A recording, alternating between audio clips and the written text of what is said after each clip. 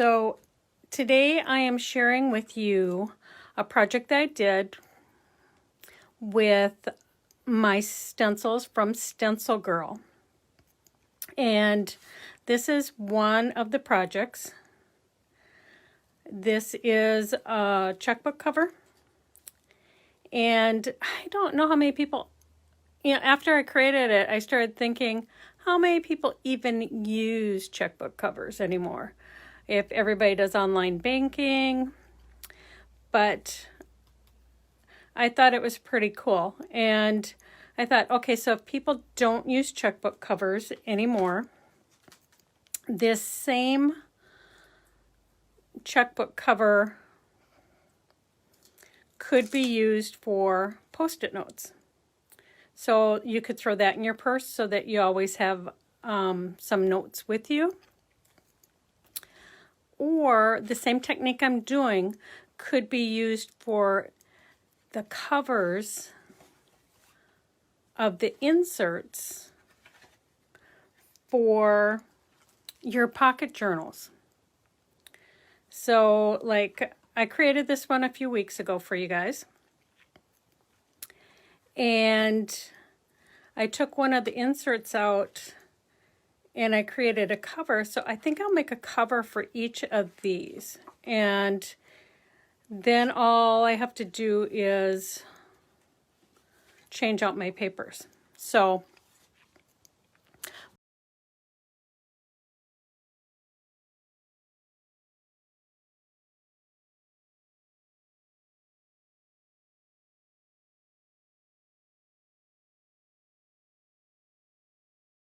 what I wanted to show you first was, these are some of the stencils I used today, and they are sticky.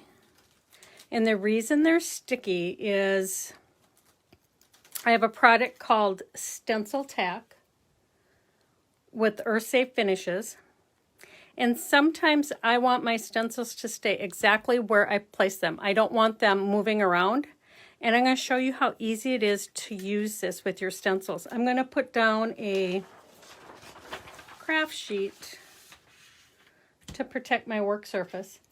And I'm going to show you on this stencil right here. This is a 4-inch stencil that I did with StencilGirl. And I usually take the cover off just because it's easier for me. And I have had this bottle for a long time, and a little goes a long ways. I mean, you don't need a lot. And you just take a throwaway paintbrush, or you can take a dauber or a makeup sponge, and you just apply this onto the back side, whatever you think would be the back side of your stencil. There is writing on the front side that has the name of the stencil on it. So I just apply this, and it comes out white, but it dries clear. And it doesn't take that long, depending upon how thick you applied it, for this to go clear and be ready to use. Then I'll just take this and I'll move it to an area to dry. And then I would take a baby wipe, of course, and wipe this excess off. And once you do that, this stays on for a long time. I mean, you can reuse it. The tackiness eventually will go away, but you can use it to place your stencils down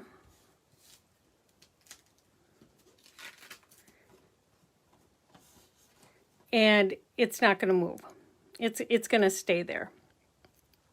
But what's really cool about it is it's non-toxic, and when the stickiness goes away, you can just give it another thin coat.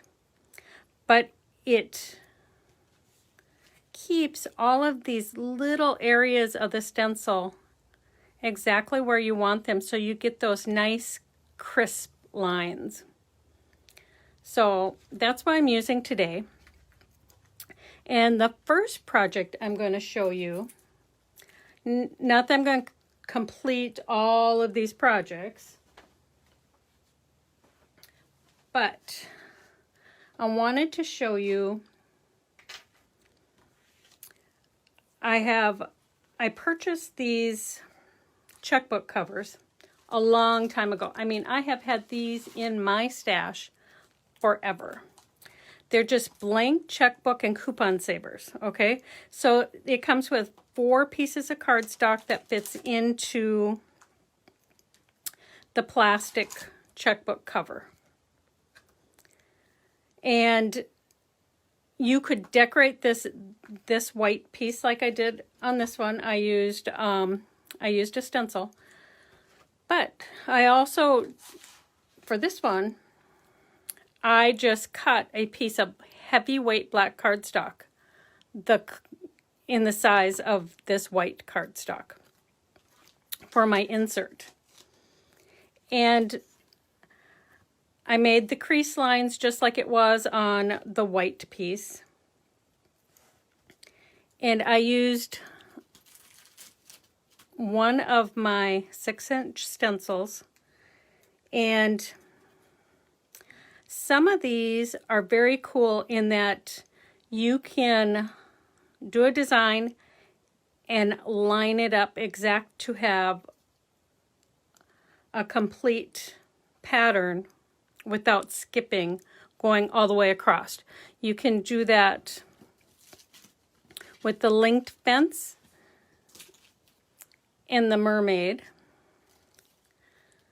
The tries, you can't get that continuous pattern, but you can stop it where you want and realign it.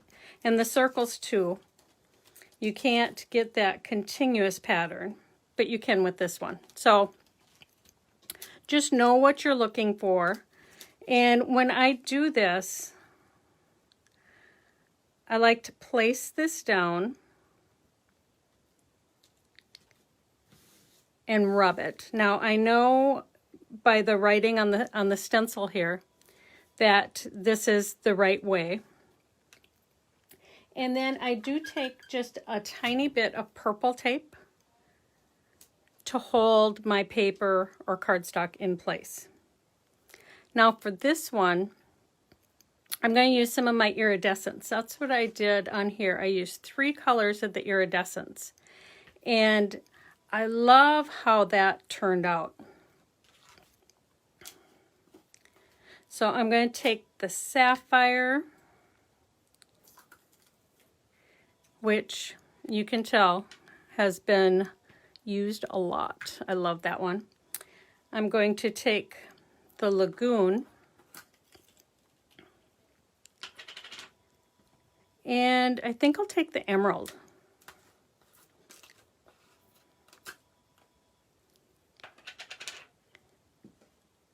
So for these, I'm going to take 3 fresh daubers. You can use makeup sponges, whatever you have on hand. That's going to give you just a little bit. Like I take and put the excess off. And then I'll start anywhere and I'll just start applying this right into the area where I want this color. These dry pretty quickly, and they will blend. I don't want to go all the way to where this line is, because you don't want a stark line. I almost made that mistake. You don't want a real stark line. So I'm trying to avoid that. Get some of the sapphire. And on black, these all kind of look similar, but when you're close up and in person, you can really tell the difference in the colors. And I'm just doing these, and I'm blending that sapphire right into that lagoon.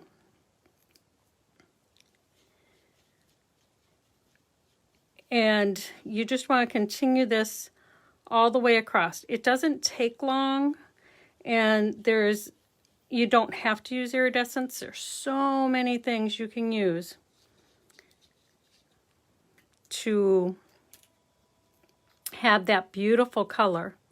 Now I'm going to take some of the emerald, and I'm going to avoid going all the way up to the top to prevent that sharp line also.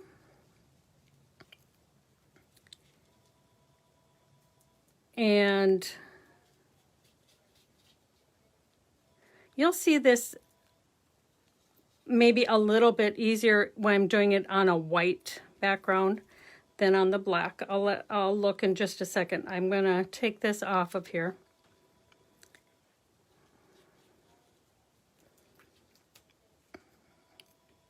So you'll hear the peeling,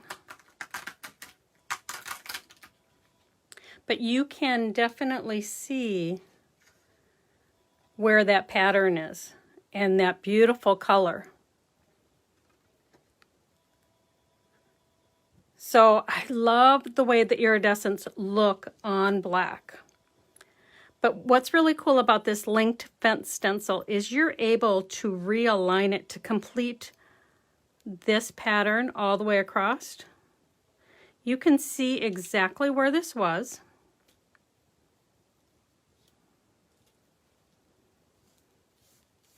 And put it back down. Okay.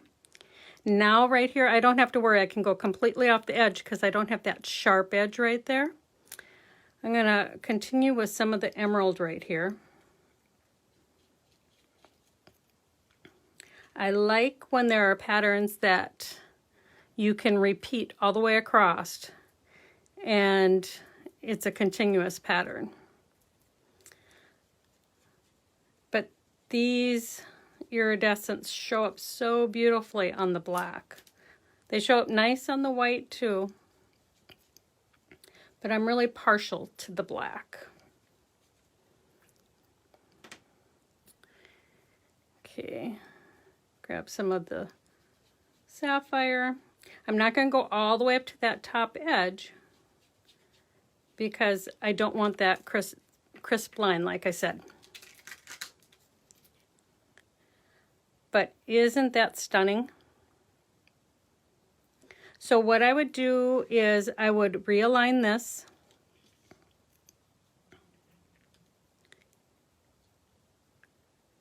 And continue and finish this piece off. And that's what I did for the black checkbook cover. Before I touch it, I'm going to wipe my hands because they are messy. Although messy is good when you're crafting, right? So that's what I did. Although with this one, I used the lagoon, I used the copper, if you can see it, and I used the lilac. So this gives you a totally different look. And then I took a die cut that I had. I always have a stash of dies that I have extra from working on projects. And this was perfect to just do the initial. So when I did the initial, I also went around the delicate lacy part of this die with the copper, and then I glued it to the front and inserted it in for the checkbook cover. Now, if you can still find these. I know I saw them. I don't remember where I saw it, if it was at a big box store or one of the smaller independents, but I did see some of these recently at the beginning of the year, I think. And I thought, oh, I really need to get mine out and start using them because I have them in the checkbook cover size and also the credit card size. So it comes in 2 sizes. But to put them into this plastic part, you have to actually have this one right here so I can show you. You actually, your design is on this side, and you fold it, the design to itself, and you fold this checkbook cover in half, and you insert it backwards of what you think you would once your project is dry. So you would wait until this was thoroughly dry, but it makes a great checkbook cover, and you can't tell that this is just cardstock in here. So I like how that looked. You could even look on Amazon and see if you could find them there. But after I made it, I started thinking and thought, oh my goodness, I bet there are people that don't even carry a checkbook anymore, because so many places do not take checks. They only take debit cards or credit cards or cash. So I thought, okay, let's do something else with it. So I created this one, and on this one, I used the actual insert. So I used the insert, and I used, again, one of my stencils, the linked fence that I just showed you, and I used some Gina K ink. So again, I did the same thing. I'm going to start this one and show you. For this one, I'll use the mermaid, and I just lined it up and stuck it on here. So because it has that stencil tack on it, it's not going to move, it's not going to shift, and you can see it stays on. But I do like to take just a little bit of that purple tape to hold the whole thing in place. And for this, I did take a dauber. And you can use the iridescents, you can use whatever you want. This was, I figured more people had ink. You could use it for a mini photo album. Yeah, that's a great idea, Lisa. And they would make nice gifts, Denise. So you can take this, and I like to go off just a little bit and then start, because it's going to be darker. But I like that you can get the different colors by going around. So to me, it's amazing that it starts out with just that deep dark blue. Let me move that up so you can see. So it starts out with that deep dark blue, but it's that lighter, almost aqua all around it. This time I did not dab off, and so I have a bright blue spot right there. But that's what I did for this one. I just took, and that's where you get all those molted colors and those variations. So that's another way to do it. I'm going to also take a little piece right here, right up here. I'm going to show you what it looks like with just a little bit of the iridescence. This is the lagoon, just so you can see the difference of this on the white compared to the black. It's still shimmery and shiny and beautiful. It just gives you a completely different look. And you don't have to use this stencil tack to hold your stencil in place. I find it easier, unless I'm doing a mixed media project. I find it easier to hold my stencil in place. Okay, so I'm gonna see if you can see I'm going to take this off so you can still see that shimmer and shine of the iridescence. This is the ink, which gives you that great variation in color. But the iridescence, even on the white, is stunning. I like it on the black better, honestly.